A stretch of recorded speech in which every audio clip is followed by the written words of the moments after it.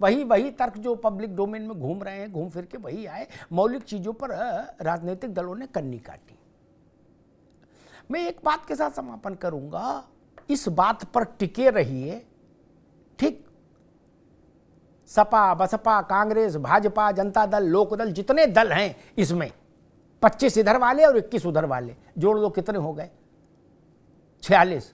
46 दलों के नेता जितने लोग कुर्ता पहन रहे हैं इस देश में, सब इस बात की सौगंध खाएं, गंगा जल और तुलसी का पत्ता हाथ में लेके, नहीं फिर एसटी हसन नाराज हो जाएंगे, वो जमजम का पानी ले ले हाथ में, क्या ये कसम खाएं कि 24 में भारत की महान जनता का जो जनादेश होगा उसके बाद हम माफी मांगेंगे, या तो इधर वाले मांगे या उधर वाले, और नहीं मांगी तो हम थेतराई नहीं करने, अंशु आपने अब जवाब अवसर नहीं देंगे आपको, हम थेतराई नहीं करने देंगे। ये मेरी तरफ से गांठ बांध लेना सब लोग, हम यही आयोजन करेंगे और फिर ये कहेंगे कि ये थेथर हैं।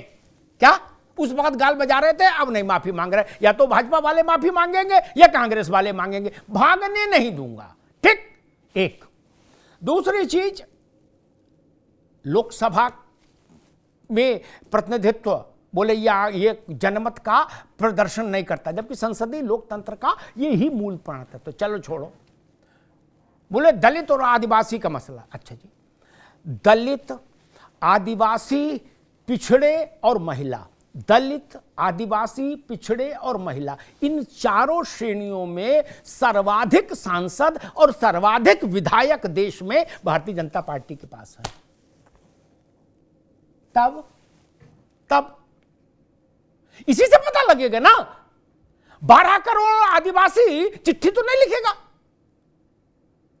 12 करोड़ आदिवासी है देश में, वो चिट्ठी लिख के तो नहीं बताएगा ना कांग्रेस को या भाजपा को। आंकड़ा तो झूठ नहीं बोलता, कांग्रेस को अच्छा लगे तो और भाजपा को खराब लगे तो, आंकड़ा तो आंकड़ा है, पवित्र है, सेंगोल की तरह, उसमें क्या समस्या है? मान ली उस क्या समस्या है? आंकड़ा गूगल में अभी फोन है सबके पास, करके देख लो ना कि सर्वाधिक पिछड़े, दलित, आदिवासी, वंचित, महिला किस सांसद और विधायक किस पार्टी के हैं, देख लीजिए।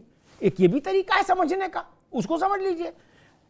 जोशी जी की पार्टी एकदम राष्ट्रीय हो गई है, वो इस बात से प्रसन्न है कि कर्नाटक में भाजपा हार गई, वो ये नहीं देख रहे कि उत्तर प्रदेश में समाजवादी पार्टी के पास क्या स्थिति बची है।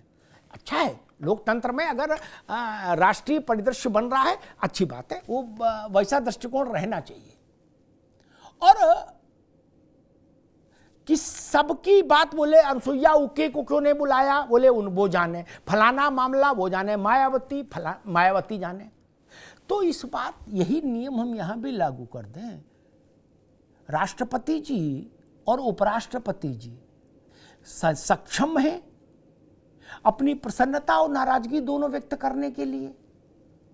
ज्ञानी जेल सिंह ने की थी ना नाराजगी व्यक्त, राजीव गांधी को तलब कर लिया था, कहा था मैं सरकार गिरा दूंगा तुम्हारी, डाक बिल रोक लिया था। विद्याचरण शुक्ल चंद्र स्वामी उस वक्त उनको ट्रेनिंग दे रहे थे, ये तो सब लिखाई पढ़त में है। क्या जितने लोग यहां हैं पार्टियों के, क्या उनके किसी पार्टी के नेता को, राहुल जी को तब अधिकार मिल जाता जब वो ये क्लेम करते कि मैं राष्ट्रपति जी से मिला और राष्ट्रपति जी ने मुझे पीड़ा बताई, तो मैं कहता राहुल जी सही कह रहे। अगर ये बात सोनिया जी कहती, प्रियंका जी कहती, जयराम रमेश कहते कि मैं धनखड़ जी से मिला, उन्होंने कहा कि भाई देखो हमें पूछा ही नहीं, तो मैं उनके पीछे खड़ा हो जाता। किसी ने कहा किसी से नहीं ना, आप मिले जाके उनसे नहीं ना, आप अपने मन से जान गए कि उनका अपमान हो रहा है, बहुत दुखी है, बहुत समस्या है। भाजपा वाले अगर ये सोनिया गांधी की मन की बात बताने लगेंगे तो फिर तो गड़बड़ हो जाएगा ना। ये कांग्रेस वाले मोदी जी के मन की बात बताने लगेंगे, ठीक नहीं ना, अपने अपने मन की जानो। क्या किसी ने नोटरी लिख के दिया? राष्ट्रपति भवन ने अगर किसी भी दल को ये अपना अधिकार पत्र दिया हो कि मेरे बिहाफ पर आप बोलेंगे, तो मैं जोशी जी की बात को झुका स्वीकार कर लूं कि भाई इनको उन्होंने अथॉरिटी लेटर दिया कि मेरे बिहाफ पे आप बोलेंगे। ऐसा तो दिया नहीं। फिर क्या को हल्ला मच रहा है और क्यों मचा रहे हल्ला? 28 महीने के रिकॉर्ड समय के भीतर, मैं ये नहीं कह सकता चूंकि मैं कोई कागज पत्र साथ नहीं रखता, कि देश में इतना बड़ा निर्माण और इतना भव्य निर्माण कभी 28 महीने में पहले हुआ कि नहीं हुआ। मेरे हिसाब से शायद नहीं हुआ होगा जिस ढंग से सरकारी निर्माणों की गति रहती। 28 महीने में इतना बड़ा निर्माण हो गया, उसकी प्रसन्नता नहीं। कहा जा रहा है ये आपका नहीं है। हां जी, किसी का नहीं है। जो लोग पहली बार संसद में बैठे थे उनमें तो अब कोई नहीं जिंदा है ना, लेकिन ये है ना भवन। सुप्रीम कोर्ट में जो पहले चीफ जस्टिस थे आज वो तो नहीं जिंदा है ना, लेकिन सुप्रीम कोर्ट है।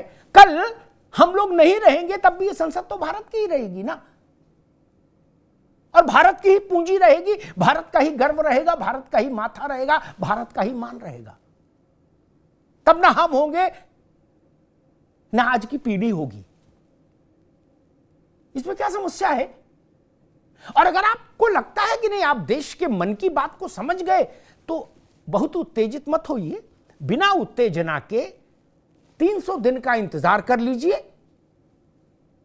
वो दिन आ जाएगा कि जब देश अपने मन का निर्णय सुना देगा, तब तैयार रहिएगा, भागिएगा नहीं। तब तैयार रहेगा कि हां भाई हमने गलत कहा, क्योंकि ये दोनों सही नहीं हो सकते, दोनों खेमे तो सही नहीं हो सकते। मुझे नहीं लगता इस बात से किसी को नाराजगी होनी चाहिए। अभी से लिखत पढ़त में ऐलान कर दो कांग्रेस और भाजपा दोनों और उनके सहयोगी दल कि अगर मेरी बात गलत निकली तो दोनों हाथ जोड़कर सिर झुकाकर माफी मांगूंगा, और अगर ऐसा नहीं किया तो माना जाएगा फिर आपने छल किया है देश के साथ, देश के उत्सव के साथ, देश की मर्यादा के साथ। और सेंगोल का प्रश्न, मैंने कांग्रेस के वो वक्तव्य देखे जिसमें कहा गया कि व्हाट्सएप यूनिवर्सिटी है। ऐसी भाषा क्यों बोलते हैं आप? भारत के मन की चीजें जो है, भारत की परंपरा की चीजें जो है, जो सनातन की परंपरा की चीजें हैं, आप एससी हसन के लेवल पे आके प्ले करेंगे क्या? कांग्रेस तो बड़ी पार्टी रही है। आप सेंगोल की चीजों को व्हाट्सएप की यूनिवर्सिटी का ज्ञान बता देंगे? 1200 वर्ष पुरानी एक प्रतिमा है नटराज की, उसमें भी सिंगोल हाथ में है जिसके ऊपर नंदी विराजमान है।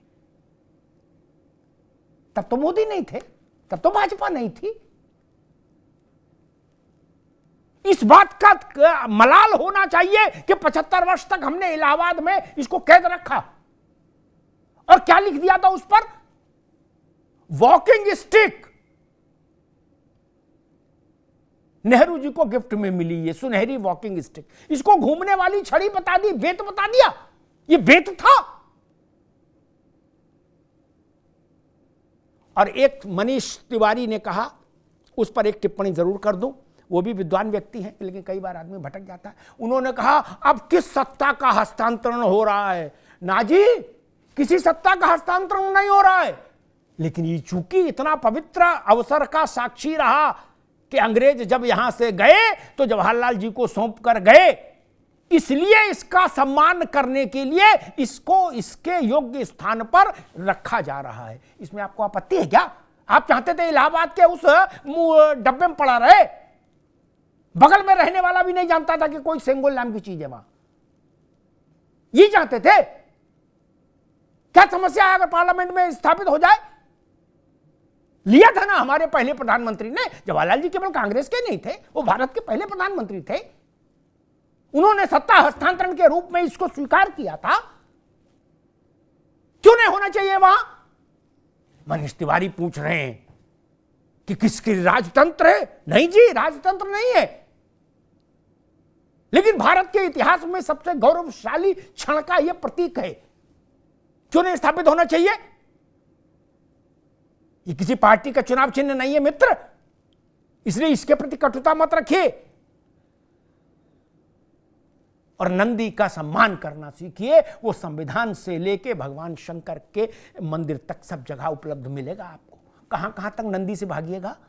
सेंगोल में भी है, संविधान में भी है, और महादेव के मंदिर के बाहर भी है। नंदी से बैर मत करिए। नंदी से बैर करेंगे तो वो भारत के मन को चुभेगा। जिन चीजों से बचा जा सकता है उनसे बचिए।